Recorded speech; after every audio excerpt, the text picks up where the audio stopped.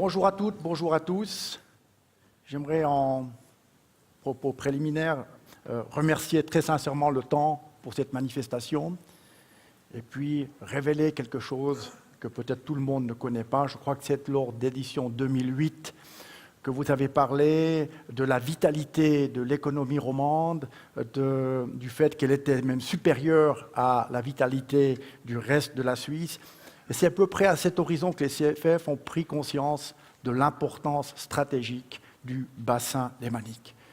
Au même moment, on a réussi, avec les cantons de Genève et de Vaud, de travailler ensemble avec l'OFT. À l'époque, on revendiquait, on voulait une troisième ligne, on voulait des choses comme cela. Et on a mis en place un programme pour développer la mobilité ici en Suisse romande. Alors mon intervention aura comme titre « Façonnons ensemble la mobilité de demain » parce que je crois que ça n'est que si la Confédération, les cantons concernés et les entreprises de transport concernées travaillent ensemble qu'on réussira à développer les transports de demain. Mesdames et messieurs, bienvenue à bord du train à destination de la mobilité de demain. Pendant votre voyage, vous découvrirez les ambitions et innovations des CFF pour une mobilité simple, personnalisée et intégrée. Prochain arrêt, situation actuelle.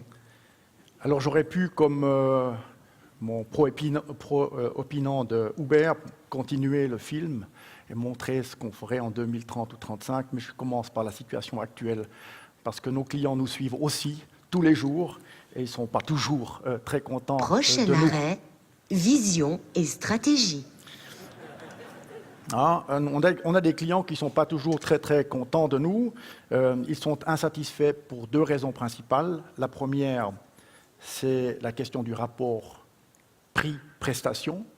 Si on demande aux gens ce qu'ils pensent des CFF, trop cher, ça c'est connu.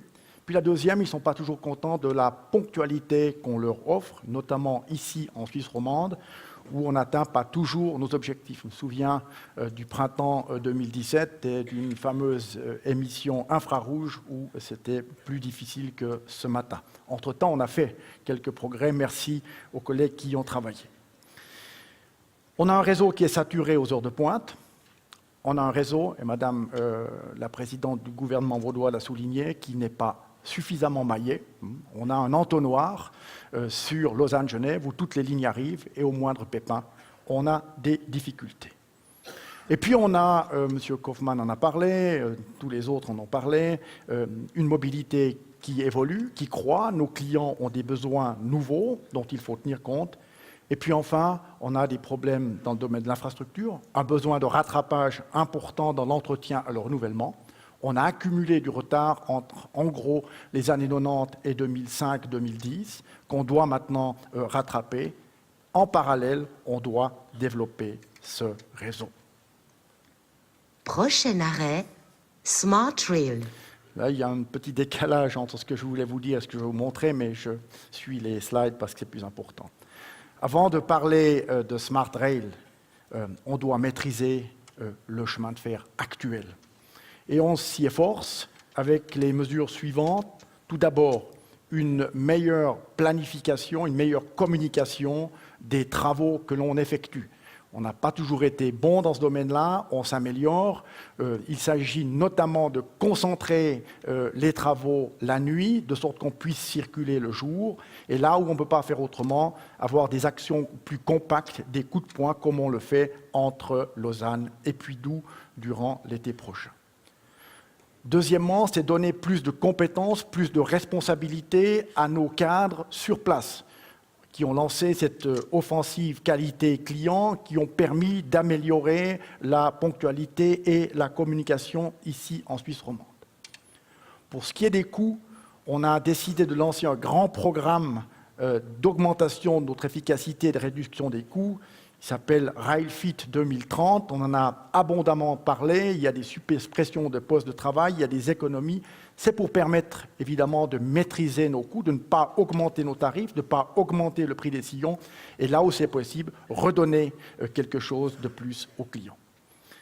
Et puis enfin, ici pour Lausanne et Genève, j'ai vu que l'Office fédéral des transports est représenté. Je peux déjà annoncer que dans la demande pour la prochaine convention de prestations 2021-2024, on va avoir un chapitre spécial pour augmenter la robustesse de cette ligne.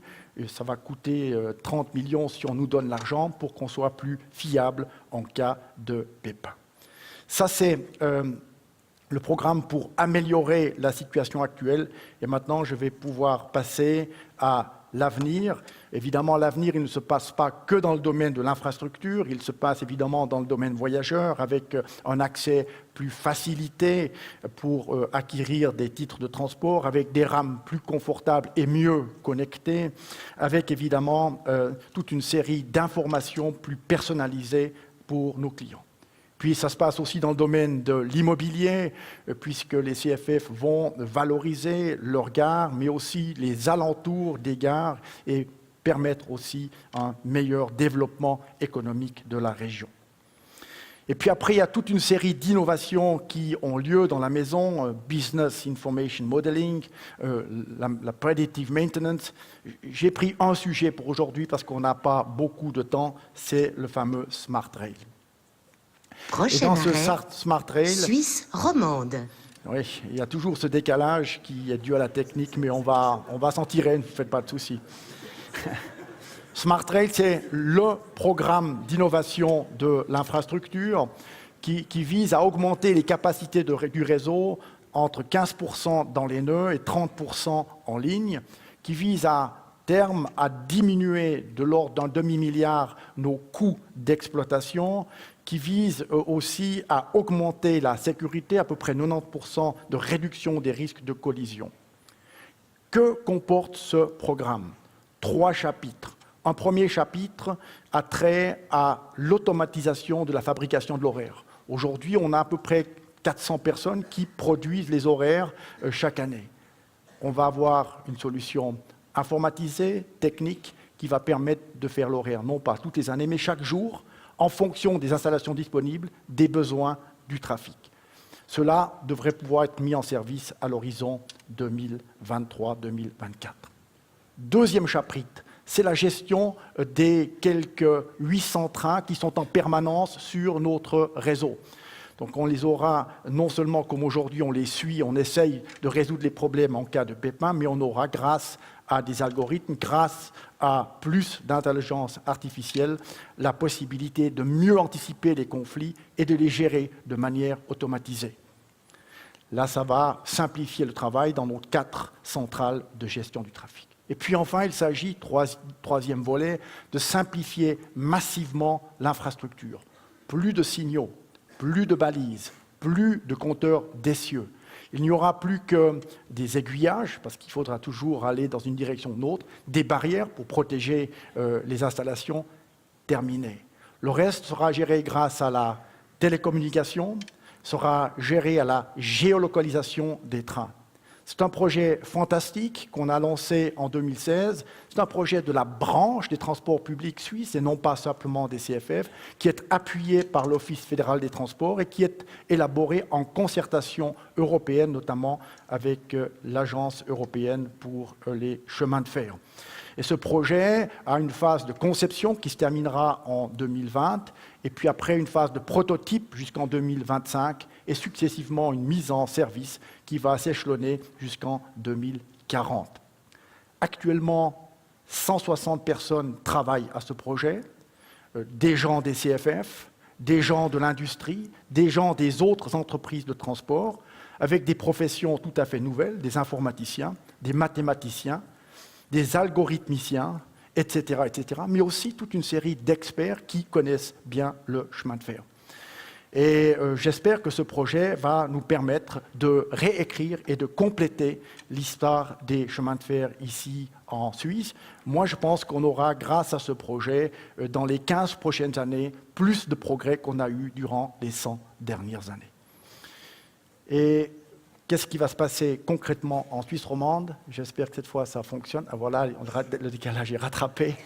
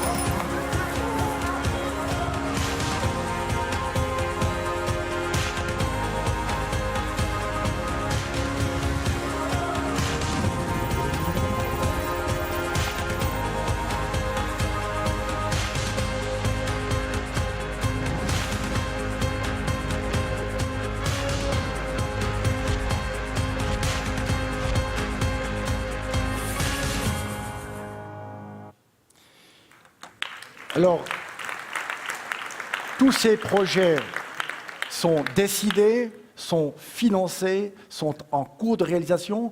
Je crois avoir vu dans la salle les chefs de projet. Un ancien chef de projet est au premier rang, Laurent Staffelbach, qui a sué pour lancer le projet. Peter Jedelhauser et son équipe la mettent en œuvre. Je ne sais plus où il est dans la salle. Il est là aussi. Et Antoine Datrindat pour le CEVA et Madame Tsenker de Immobilier. Alors, ceux-ci font ces projets, les réalisent. Ça sera la réalité peu à peu d'ici 2030. Bravo à vous et merci. Merci, Philippe.